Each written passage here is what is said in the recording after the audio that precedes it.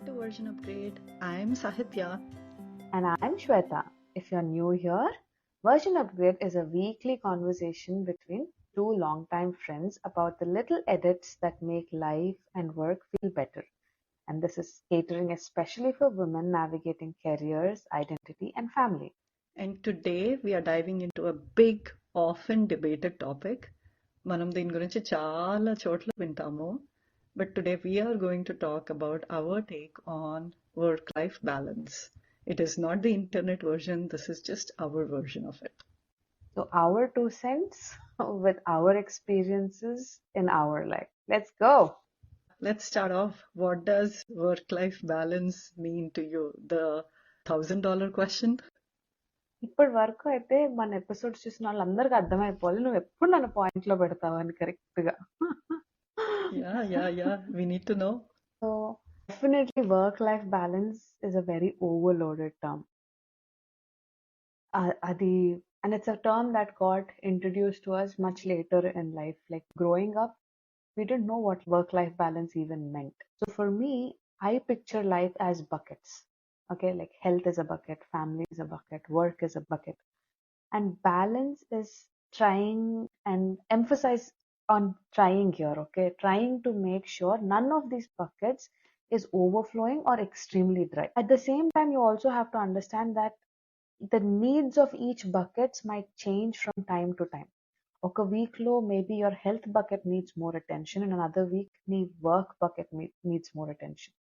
So our job and what I think work-life balance is trying to make sure you're redistributing time and energy to these buckets accordingly. And also my perspective has changed a lot. Earlier in my career, especially back in India at Infosys, even before moving to the US, no one around me said work-life balance. And even if they said, it was more of a fancy word. And the culture that I knew growing up was work hard, push the extra mile, and keep going on. And I took pride in that too. Doing that extra work made me feel like I was accomplishing something more. And honestly, a part of me still likes pushing myself to do that extra. But later, when my health bucket started paying the price, I realized I needed some kind of balance. That's when the phase became more real and something I mindfully practice. Great point, Shweta. I 100% agree with what you said. For me, work-life balance is managing responsibilities in a healthy way, in a sustainable way. So there is enough time and energy for your work, for your relationships, for your health, for your hobbies, and what actually matters to you as an individual.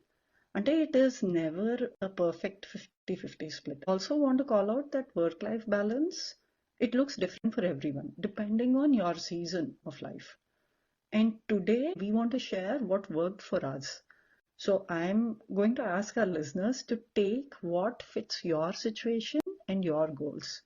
We are going to talk about how this work-life balance helped us reduce stress, reduce burnout, improve our physical and mental health, and you take what makes most sense to you. Absolutely.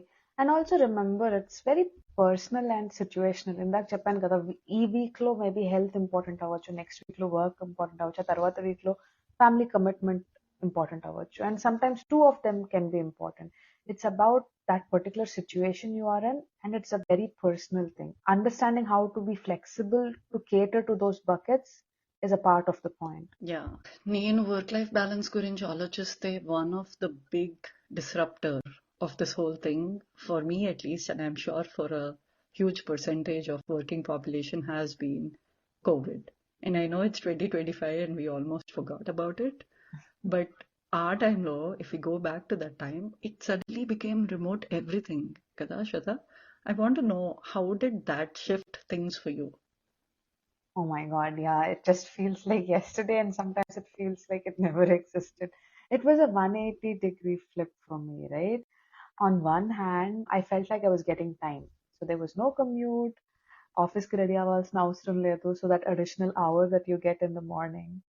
And on the other side, boundaries started vanishing. Like office కి వెళ్ళినప్పుడు ఏమయ్యేది, meetings 9కి start అయితే people would consider, okay, 9 kala andaru vస్తారు, so 9:30 meeting start cheyalo, something like that. But now meetings were sprinkled all over the day. I used to have meetings at 6 in the morning. And pre-COVID, I could plan, right? Like I would shut off my laptop at 5:30, I would leave work, then I would get my gym done, and less rest of the life had a schedule I would follow. During COVID, everyone was home, including the kid. The daycare was closed. So finding a consistent pocket for a workout or anything personal became so hard. I totally felt that too, Shweta. Like for me, I think pre-COVID, my life had a lot of structure and order. First, I would get up, I would get ready, I would do the commute, I would be in the office, work, then there would be lunch with coworkers, దాని తర్వాత మళ్ళీ work, దాని తర్వాత shut down your laptop, log off, and mentally leave work. You're done. It's closed. కానీ కోవిడ్లో I remember I had so many back-to-back meetings, and I realized so many days అన్నమాట I worked straight through lunch into 3 p.m., 4 p.m., and I was exhausted by evening.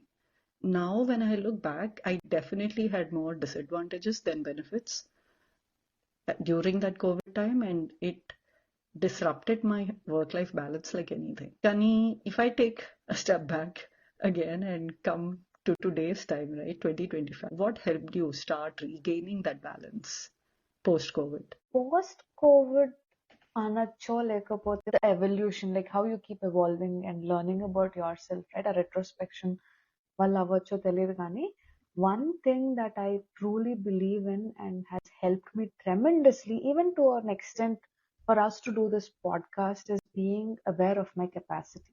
So ఆ capacity awareness అనే ఒక కాన్సెప్ట్ని అర్థం చేసుకున్నాక my life started feeling so much more better. So before I knew about what capacity awareness was, right, I used to say yes to everything. Work asks, personal favors, walk with a friend, whatever it is, whatever came my way, the only thing I used to do or I knew I had to do was say yes.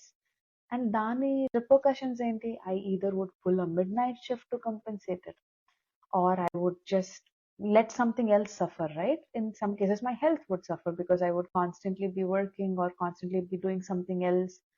So eventually, I learned it's okay and actually necessary to know your capacity and say no. You should get comfortable to say no based on your capacity. Practically, I'll tell, right? At work, say for example, you have 3 different projects and you can only cater 30% of time to each project, right? But something else comes up, then you have to put the foot down and say, I am ready to take it as long as you're removing some other task from my bucket. And our basic negotiation kuda earlier in my career, I was not comfortable having that. But today I am like, I don't care, like whoever is asking me, right? And people above you will always try to push more work. And that's how the system behaves. Your job is to protect your time and your quality. Yes, there will be crunch days before major releases Gani, go live Gani. And there the negotiation doesn't really work. That's fine. But I'd rather do one thing well than 3 half-baked things. That's been my motto. Yeah, Shweta, I love that you called out that cultural piece because many of us, we say yes first and then we pay later for it. It has happened with me so many times. And also the fear of offending someone if we decline. I think that is so ingrained in us to not say no. Can I, as I have grown older, I have realized you have to hold your boundaries. You have to set your boundaries and you have to hold them. And boundaries are not rude, they are realistic because they help you function and help you get to that work-life balance. Exactly. And also never overpromise and underdeliver. That particular line, I heard it from a friend and it stuck to me so well. There's so much truth to it because the credibility eventually potadu, like what are you proving by over promising and under delivering? It becomes a consistent pattern and people will eventually lose trust in you, right? Yeah, totally. I want to move into practical breaks, but before that, I want to do a quick check. When you first tried saying no, what language did you use? And did it actually work? I'd say I want to do this well. Given my current bandwidth, right? I would say like I can commit to X by so and so date. If you need more, let's prioritize or loop in for more help. And loop in for more help on an aspect flow, usually in development, right? The leadership would be like, hey, if three people cannot do it in a month, can we just add three more people and get it done in a month? And there I remember putting my foot down, and I learned this when 2018-19, one of my then leader told me, one woman can give birth in 9 months. Nine women cannot give birth in a month. And that is my statement I keep telling everyone that when they try to push me.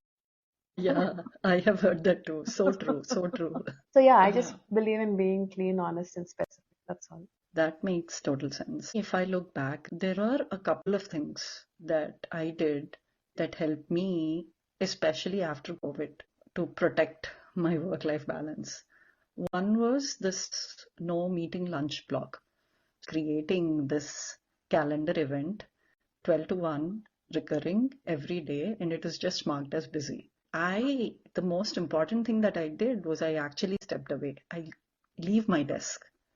And what I do is that I go and eat my food.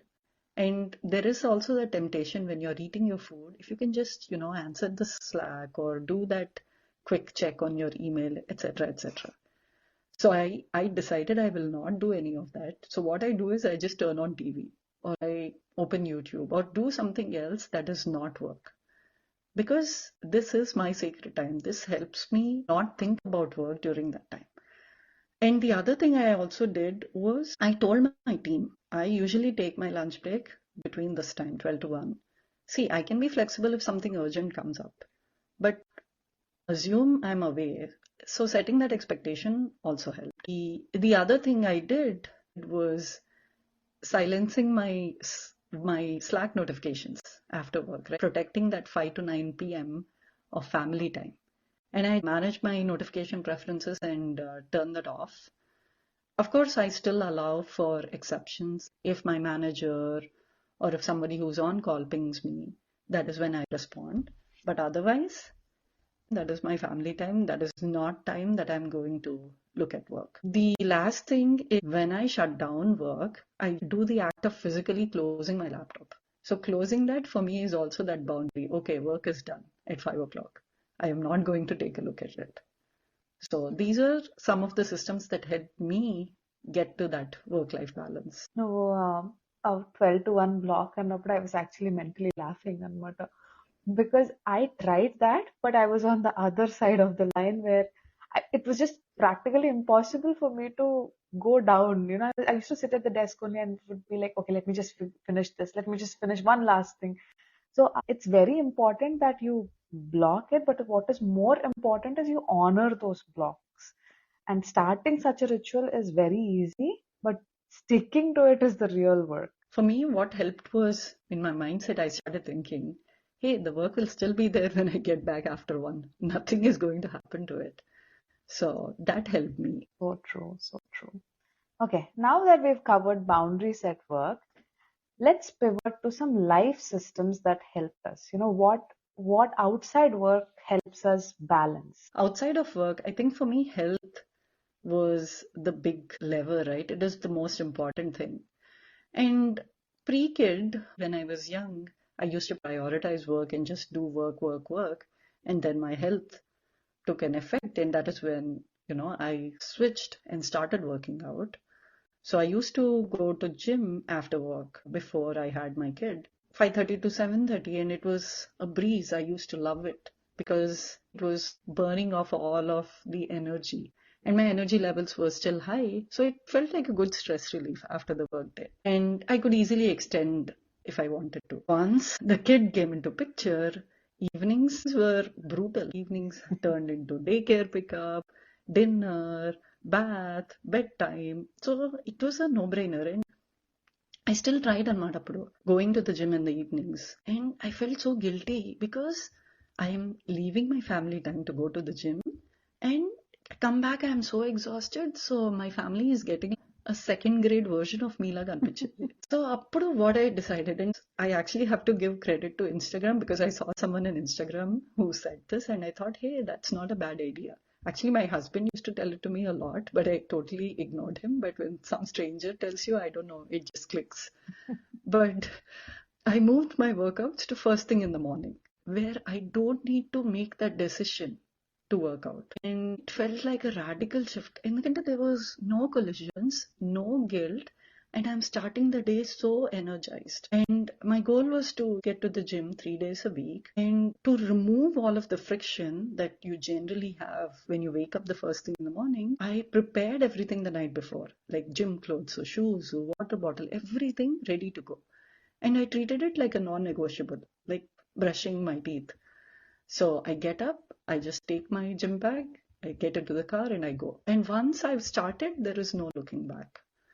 Sometimes you don't want to get up so early in the morning. For those days, weekends, I'll go later in the morning or in the early afternoon because it still counts. So in order for me to maintain my work-life balance, in order for me to still prioritize my health, I had to adjust this pre-kid, post-kid, while still, making sure I am staying the healthiest I can be. Nice, nice. I love that rule, right? What's important goes first, then the rest of the life fits around it.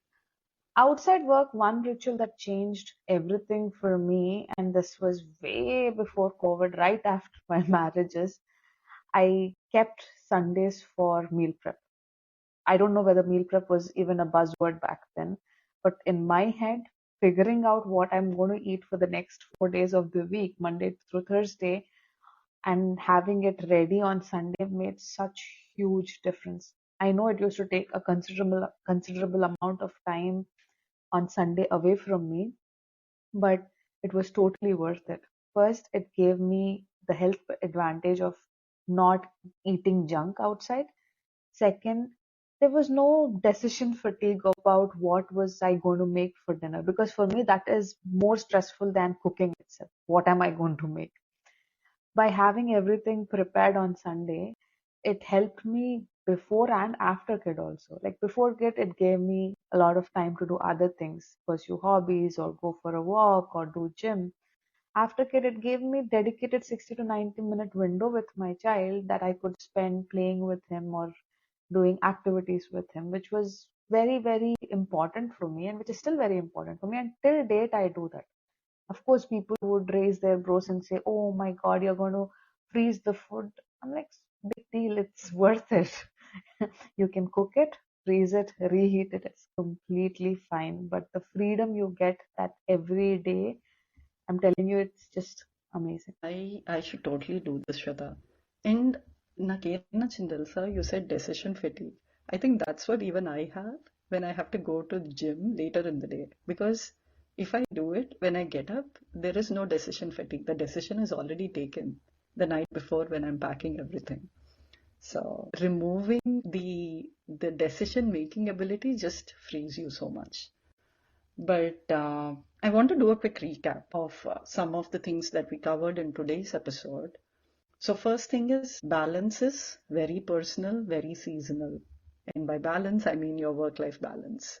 Your buckets will shift. So, when your buckets shift, you have to rebalance without any guilt. The second thing, protect capacity. Say no, negotiate the scope, do one thing well. And the third thing is guard real breaks. Step away at lunch, not just putting busy on the calendar, actually do it. Step away and do something else that does not work because that is what we all used to do pre-COVID. The fourth one, build off hours boundaries. Have that family window, put your phone in do not disturb, have a shutdown ritual at work. So you are protecting your off hours by not doing any work during the off hours. And add life systems, doing meal prep, doing morning workouts, any ritual that gives future you more time. Well said, and the perfect checklist for people to go back and listen. And with that, oh, we've already reached December. Why don't we talk about some holiday travel for a minute? Oh my God, holidays, travel, Shata, it already like, no, చెప్తుంటేనే I'm like, oh God, not again.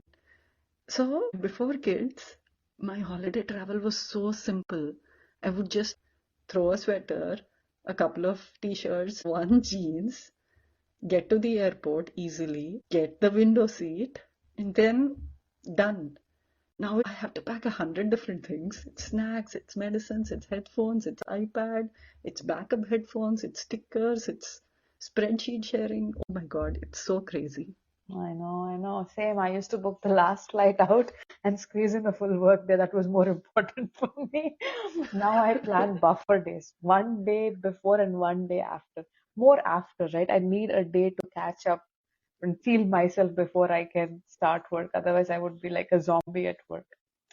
The balance rules totally apply here too, right? You have to check your capacity. If you're already stretched, maybe don't stack 3 cities in 5 days. Protect non-negotiables, sleep, timely food, making sure you're having enough breaks while traveling. And that is exactly this episode's point, right? Balance isn't perfection, it is just designing for the life you actually have.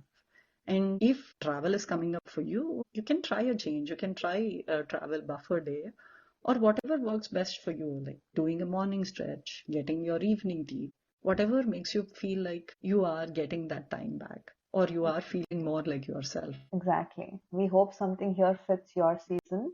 This is a version upgrade, and I'm Shweta. I'm Sahitya. Thanks for listening and for choosing the balance that works for you.